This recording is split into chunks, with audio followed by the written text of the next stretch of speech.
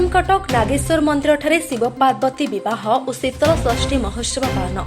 रायगढ़ जिला विषमकटक नागेश्वर मंदिर ठारे आज को 21तम वार्षिक शिव पार्वती विवाह और शीतल षष्ठी महोत्सव बड़ धूमधाम रे पालन होइथिला। आज शनिवार दिन एही कार्यक्रमटी संध्यारे श्री नागेश्वर मंदिर ठारे शिवंक ठारू आज्ञामाल आनी शिव बरानुगमन उत्सव शोभायात्रा शिव भक्तगण बहुत खुशी रे पालन करथिले।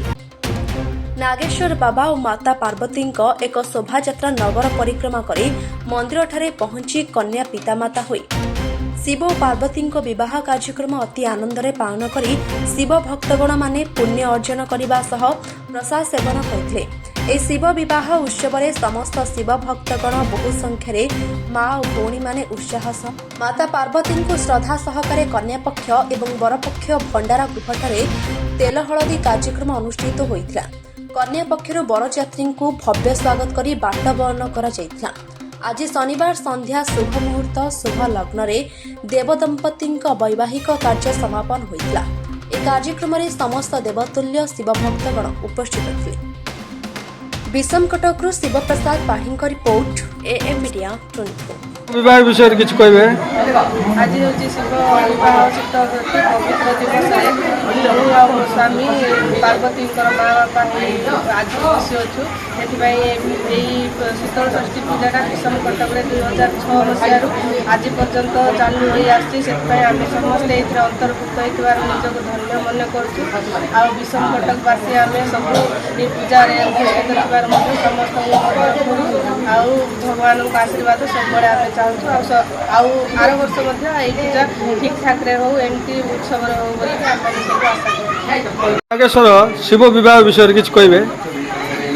जय श्री चंद्रशेखर राय नमः, जय श्री दुर्गा माताय नमः। आज पवित्र दिवस ज्येष्ठ मास शुक्लपक्ष पंचमी तिथि डुकुम रोड स्थित आमर पंच पुण्यतीर्थ एवं नागेश्वर मंदिर में 2006 मसीह आज जाके पवित्र शिव विवाह महोत्सव पालन कर आसुछु। आज शिवंकर पिता होती श्रीजुक्त प्रदीप कुमार रणा आ माता होती श्रीमती ज्योतिर्मयी रणा आ पार्वती पिता श्रीमान मनोज राउत एवं तांकर माता श्रीमती यही पवित्र शिव विवाह महोत्सव में समस्त भक्तगणकर अविवाहित पुओ झील एमानकर शिवंकर पूजा उपचार एवं विवाह मांगलिक कार्य सिद्धि देखिले से उत्तम राजजोटक एवं विवाह मूल कार्य सिद्धि होता है एवं यही पुण्यमय कार्य समस्त यही रमणीय जिनस देखी निजर आत्मा एवं निज आत्मा को धन्य करती तथा यही दृश्य देखिले कोटि जन्म पाप क्षय होता है। एणु यही पवित्र उत्सव में मु भगवान ये प्रार्थना कर श्री जय चंद्रशेखर जय दुर्गा प्रार्थना करी सृष्टिर विश्वर समस्त मंगल हो मोर काम।